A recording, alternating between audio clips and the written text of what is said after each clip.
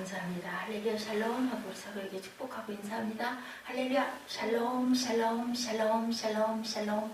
하나님 사랑합니다. 여러분 주 안에서 사랑합니다.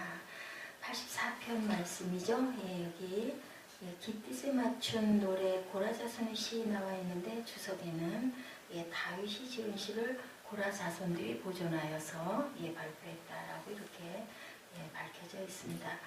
시들 가운데서 굉장히 애송되는 아름다운 시의 내용입니다. 다윗이 지은 시, 시는 주의 집을 사모하는 자의 간절한 신경, 그로 인한 순례의 길로 그 행로에서 주의 집에 거하는 자의 복을 예루살렘에 있고 싶어도 못 있고 맨날 쫓겨다녔잖아요. 10년 동안은. 그러다 보니까 이렇게 주의 전을 사모하는 그런 마음, 우리가 항상 가까이 있고 함께 있을 땐 잘 몰라요. 그죠? 근데 멀리 떨어져 있을 때 그 그리움이 더해지고 진해진다라는 생각이 들었습니다. 주의 전에서 예배드리며 하나님과 교제 나누는 것이 큰 행복이라는 것 확신을 가지고 다윗이 이렇게 사랑스러운 주의 장막에 대한 것을 고백합니다. 모든 사람들에게는 정말 각자에게 조금씩 다르게 가장 소중하게 여기는 것들이 있죠. 한 사람이 사람을 사랑하는 것, 그거 참 간절할 때는 어때요? 우리가 옛날에 뭐라고 그래요? 너무 보고 싶은데 항상 보고 있지 못하고 또 혼자서 짝사랑하거나 할 때는 그 병이 걸린다고 하죠. 상사병이 걸린다. 그런데 여기 지금 다윗이 여기 고백한 내용들은 보니까 정말 상사병이 걸려 있구나라는 생각이 들 정도로 그들이 눈물골짜기로 지나갈 때 그곳에 많은 샘이 있을 것이고 이른 복을 채워주실 것이고 만군의 야훼여 주의 자녀라서 참새도 제 집을 얻고 제비도 새끼들 복음자를 다 얻었는데 2절에 보니 내 영혼이 야훼의 궁전을 사모해서 쇠약해졌대요. 내 마음과 육체가 살아계신 하나님께 이렇게 부르짖고 있고 그리고 뭐라고 그래요? 나는 그저 악인의 장막에 사는 것보다 내 하나님 성전 문지기로 나는 있는 게 더 좋사옵니다. 당연한 말씀이죠. 내 기도를 들으소서. 야곱의 하나님이여 귀를 기울이소서. 기도밖에 없다. 나아갈 길은 기도밖에 없다. 그들은 힘을 얻어 더 얻어 나아가 시온에서 하나님 앞에 각기 나타나리다. 하나님을 사모하는 자들에 대한 얘기를 하고 있습니다. 내용을 봅니다. 이처럼 신이 주의 장막이 너무도 사랑스럽다고 감탄한 것은 성전의 외형적인 모습이 당연히 아니죠. 영적으로 성전이 하나님께서 거하시는 곳이므로 너무너무 그립습니다. 너무너무 그립고 사랑스럽습니다. 너무 귀합니다. 라는 고백을 하고 있습니다. 시편 27편 4절에도 내가 야훼께 바라는 것 한 가지 그것을 구하리니 곧 내가 평생에 야훼의 집에 살면서 야훼의 아름다움을 바라보며 그의 성전에서 사모하는 그것이라. 하나님께 은혜를, 하나님께 선물을 받은 사람들은 하나님의 전을 그렇게 사모해요. 그리워하고 또 가면은 아무것도 아닌 그 낡은 어떤 기구 하나도 아주 이렇게 그 귀하게 여기고 조심스럽게 다루고 이렇게 되죠. 말씀은 말할 것도 없이 꿀과 같이 그냥 읽기만 해도 너무 달고 항상 그러면 어떻게 얼마나 좋을까마는 우리 인생이다 보니까 우리 안에 죄성이 있어서 굴곡이 있는 것은 어쩔 수가 없습니다.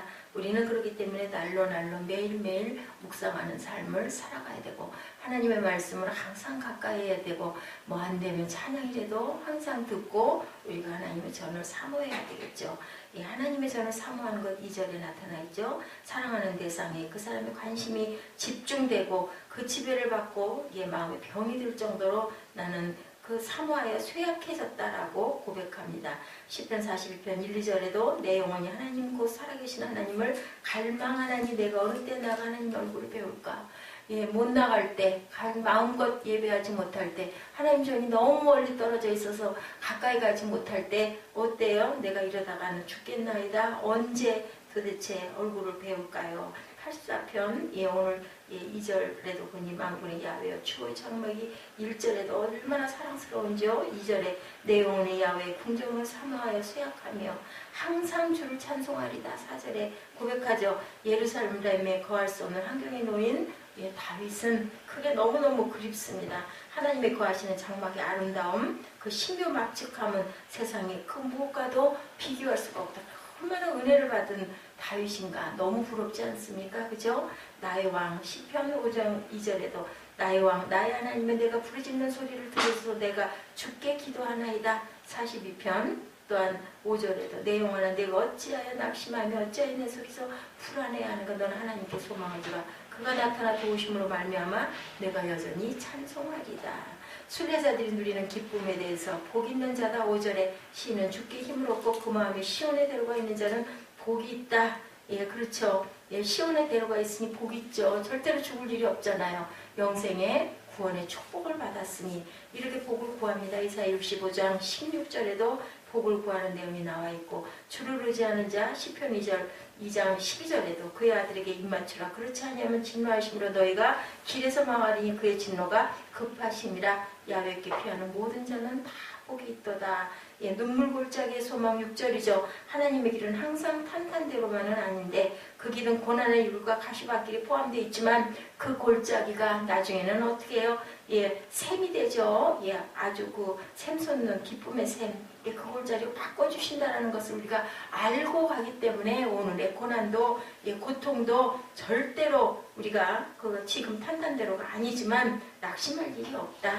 매 순간마다 힘을 공급하시고 채우셔서 하나님 앞에 우리가 서게 할 것입니다. 하나님께서는 우리의 방패십니다. 나의 방패시오 나의 영광이시오 나의 머리를 드시는 자입니다. 시편 3편 3절에도 살펴보옵소서. 80편 14절에도 만군의 하나님이여 구하옵나니 돌아오소서. 하늘에서 굽어보시고 이 포도나무를 돌보소서. 백성들을 포도나무에 이렇게 비유했습니다. 주의 오른손으로 심으신 줄기요 주를 위하여 힘있게 하신 가지니이다. 하나님께서 왜요? 많은 열매를 맺어야 되니까 힘있게 비를 주셔서 햇빛을 주셔서 공기를 주셔서 우리를 길러주셨나이다. 하나님께 나아갈 수 있는 방법은 그럼 뭘까? 뭐밖에 없다고요? 7절에 기도밖에 없죠. 내 기도를 들으소서. 하나님의 도우시며 그의 백성을 자신 앞에 세우실 하나님의 신실하심을 하나님께서는 아시나이다. 50장 5절에도 거기에 심판의 보좌를 두셨으니 다윗의 집의 보좌로다. 시편에서 고백하죠. 하나님을 의지하는 자의 행복, 기름 부으신 자들을 돌아보시는 하나님. 9절이죠. 만군의 하나님 야훼여 내 기도를 들으소서. 야곱의 하나님이여 귀를 기울이소서. 우리의 방패이신 하나님의 주의 기름 부으신 자의 얼굴을 살펴달라고 기도하고 있습니다. 왜 누구를 기름 부었어요? 다윗을 기름 부었으니 나를 보소서. 그 얘기예요. 하나님이 기름 부으셨지 않습니까? 그러니까 하나님이 딱 그래 내가 그랬지 시인하게끔 이렇게 아주 조목조목 들어서 고백을 하죠. 열성이 있는 강구를 하고 있습니다. 예, 요엘서 2장 23절에 시온의 자녀들아 너희는 너희 하나님 야훼로 말미암아 기뻐하며 즐거워할지어다. 그가 너희를 위하여 비를 내리시되 이른 비를 너에게 적당하게 주신 이른 비 얻으신 비가 예전과 같을 것이다. 그리고 또한 말하죠. 문지기의 소망. 나는 악한 사람의 장막에 있는 것보다는 하나님의 궁전에 문지기로 있겠나이다. 그거는 저와 여러분의 고백이기도 합니다. 악한 자하고 절대로 함께 있어서는 안 됩니다. 나는 절대 자신 있어. 자신 있는 것은 어디에도 없죠. 나도 모르게 조금씩 발이 빠져 들어갑니다. 시편 42편 2절에 내 영혼이 하나님과 살아계신 하나님을 갈망하는 내가 어느 때 나아가 하나님의 얼굴을 배울고 합니다. 은혜와 영화를 주신다고 11절 12절에 고백하죠. 그의 뜻대로 살기를 원하는 자녀들에게 은혜와 영화를 주시며 좋은 것을 아끼지 않고 주시는 분이다. 내가 사랑하는 대상에게 내가 원하는 것이나 상대가 원하는 것을 다 해줄 수 있는 사람은 세상에서 없는데 하나님은 무한한 능력으로 무한한 사랑으로 우리에게 모든 것을 원하는 것을 다 해주시니 얼마나 감사합니까? 하나님은 해요 방패시라. 야훼께서 은혜와 영화를 주시며 정직한 행하는 자에게 좋은 것을 아끼지 아니하신다. 주께 의지하는 자는 복이 있나이다. 시편 기자가 마지막으로 이렇게 고백합니다. 정직히 행하는 자를 위해서 잠언 2장 7절에도 그는 정직한 자를 위하여 완전한 지혜를 예비하시며 행실이 온전한 자에게 방패가 되시나니 모든 것을 더해 주신다. 우리 너무 잘 알죠? 먼저 그 나라와 의를 구하라. 그리하면 이 모든 것을 너에게 더해 주시리라. 우리가 살아갈 때 항상 교회를 사랑하는 마음, 교회 중심의 생활을 해야 하나님께 복을 받는다. 뭐라고요? 마지막 절에 주께 의지하는 자는 복을 받습니다. 주의 장막이 어찌 그렇게 사랑스러운 줄 나는 정말로 주의 장막이 너무 그리워서 몸이 병이 날 지경입니다. 라고 이렇게 다윗이 고백합니다. 항상 우리가 하나님을 위해서 사랑의 마음을 가지고 갈 때 우리가 은혜를 받으면 눈물이 없던 사람도 눈물이 나죠. 악한 자를 봐도 그 악한 자의 영혼이 너무 불쌍해서, 왜냐하면 당연히 죽을 거 뻔히 아니까. 그렇게 악을 행해도 결국은 죽을 건데 그래봐야 얼마나 갈 거냐 하다 보면 그 자를 위해서 우리가 불쌍해서 눈물을 흘릴 수 있는 그러한 믿음과 은혜가 돼야 되겠죠. 주의 집에 거하는 자는 복이 있나이다. 항상 주를 찬송할 것이다.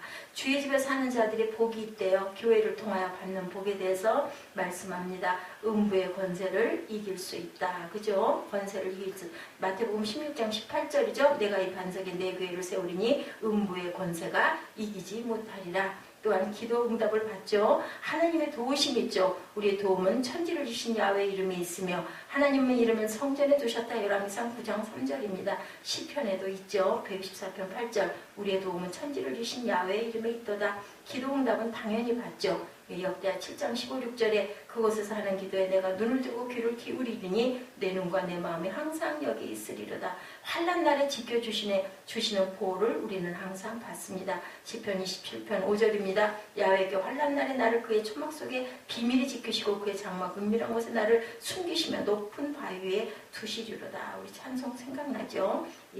우리가 항상 내 손으로 덮어주신 하나님, 생수를 공급받습니다. 요한복음 4장 1절에서 24절 내가 주는 물을 마시는 자는 영원히 목마르지 아니하리니 하나님은 영이시니 예배하는 자가 영과 진리로 예배할지다. 또한 그 복을 받는다고 말씀하고 있죠. 오직 너희 하나님 야훼께서 자기 이름을 두시려고 너희 모든 지파 중에서 택하신 것인 그 계실 곳으로 찾아 나아가 야훼께서 너의 손으로 수고한 일에 복주심으로 말미암아 너희와 너의 가족이 즐거워할지어다. 이렇게 주의 집에 있는 자들에게는 이런 복을 주신다고 하나님께서 말씀을 하셨어요. 근데 복을 받으려고 그리운 게 아니라요. 하나님이 선택한 선물인 자들은 교회를 사랑해요. 교회가 그립고 교회 가고 싶고 예배하고 싶고 말씀 듣고 싶고 찬양 부르면 눈물이 나고 그거 우리 마음대로 되는 게 아니죠. 그러니 선택받은 저와 여러분은 얼마나 복된 자이고 얼마나 큰 축복이고,